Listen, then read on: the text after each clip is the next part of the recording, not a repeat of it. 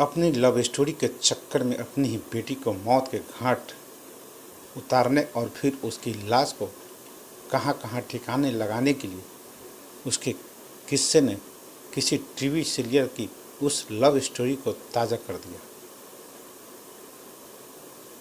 जैसा कि अक्सर लोग टीवी के धारावाहिक में देखते ही रहते हैं। नाम इंद्राणी मुखर्जी। इस नाम को आज कौन नहीं जानता। तो नमस्कार, न्यूज इंडिया के क्राइम एपिसोड 20 में एक बार फिर आपका स्वागत है और मैं आपके साथ विपिन। एक किस्सा करीब 9 साल पुराना है, जब जमाने के सामने पहली बार रूपसी इंद्राणी मुखर्जी के बजाय एक खतरनाक ईरानी मुखर्जी की शक्ल सामने नजर आई। इंद्राणी मुखर्जी को पहली बार कानून के शिकंजे में उस वक्त घिरा देखा गया था जब उन पर ऑनर किलिंग का संगीन इल्जाम लगा था।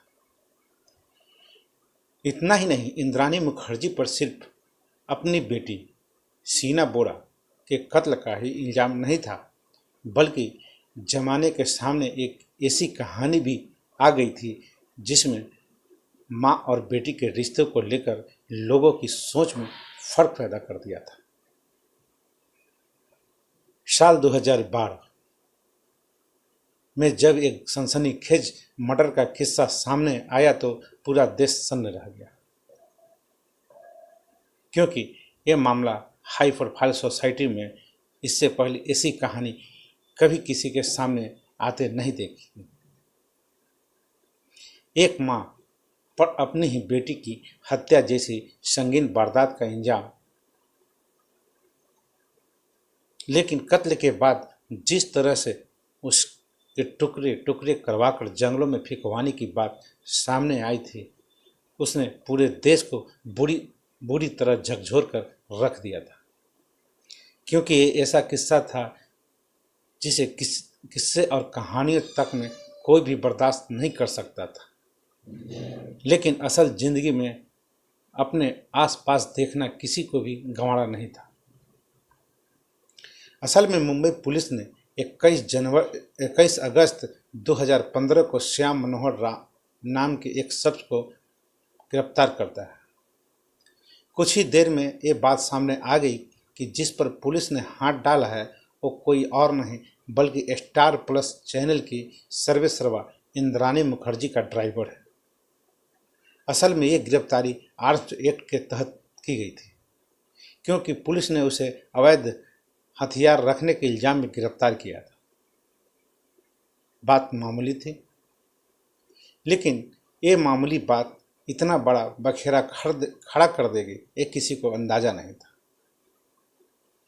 इसका अंदाजा तो उस पुलिस वालों को भी नहीं था जिसने श्याम मनोहर को गिरफ्तार किया था।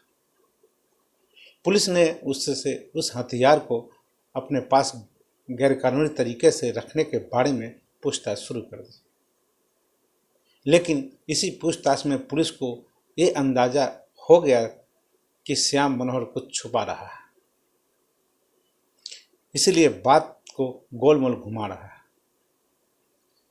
लिहाजा अब पुलिस ने सख्ती बरतनी शुरू कर दी और पूछताछ तेज कर दी। पुलिस के बदले तेवर रंग को देखकर श्याम का गला सूखने लगा और उसने 2012 में एक ऐसी हत्या के किस्से का खुलासा कर दिया जिसका वर्णन करना मुश्किल है। अब पुलिस के सामने के फावड़े से और खुदाई करने का इरादा कर दिया और खोद कर श्याम मनोहर से सारी बातें पूछना शुरू कर दिया। तब श्याम मनोहर ने पुलिस को बताया कि 2012 में उसने एक लड़की की हत्या के बाद उसे रायगढ़ के जंगलों में ठिकाने लगाया था। उसने ही पुलिस को ये भी बताया था कि कैसे उसने लड़की की लाश को आधी जली हुई हालत में जंगल में ही दफना दिया था। रोज रोज की हाय हाय किचकिच से तंग आकर आखिर एक दिन इंद्राणी ने सीना को सबक सिखाने का इरादा और अपने ड्राइवर के साथ मिलकर उसे रास्ते से हटाने की साजिश रच डाली। तब उसने शीना को मिलने के लिए मुंबई बुलाया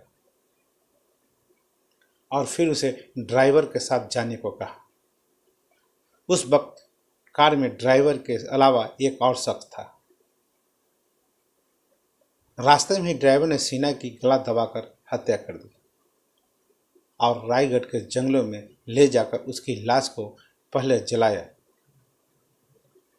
लेकिन फिर आधी जली लाश को वहां दफना कर लौट आया। इंद्राणी पर शिकंजा कसने के बाद पुलिस ने उसके पति पीटर मुखर्जी को भी सवालों के दायरे में ले लिया।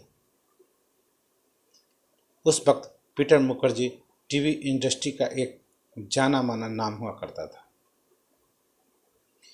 पूछताछ में ये बातें सामने आई कि पीटर मुखर्जी और इंद्राणी मुखर्जी दोनों की दूसरी शादी है। पीटर ने इंद्राणी के साथ साल 2002 में शादी की थी, जबकि इंद्राणी उससे पहले अपने कारोबारी पति संजीव खन्ना से दूर हो चुकी थी। हालांकि दोनों की एक औलाद भी थी, शीना बोरा, जो उस वक्त अपनी नानी के घर पर ही रहा करती थी। बताया जाता है कि शीना बोरा जिस लड़के से प्यार करती थी वो रिश्ते में उसका ही सौतेला भाई था और यही वजह थी कि इंद्राणी ये समझाना चाहती थी और ये बात इंद्राणी ने न तो शीना को बताई और न ही किसी और को, लेकिन उसे शीना के इस रिश्ते से ऐतराज था और बताया जाता है कि यही रिश्ता माँ और बेटी के बीच के झगड़े का असली वजह बना। तो बस आज के लिए इतना ही।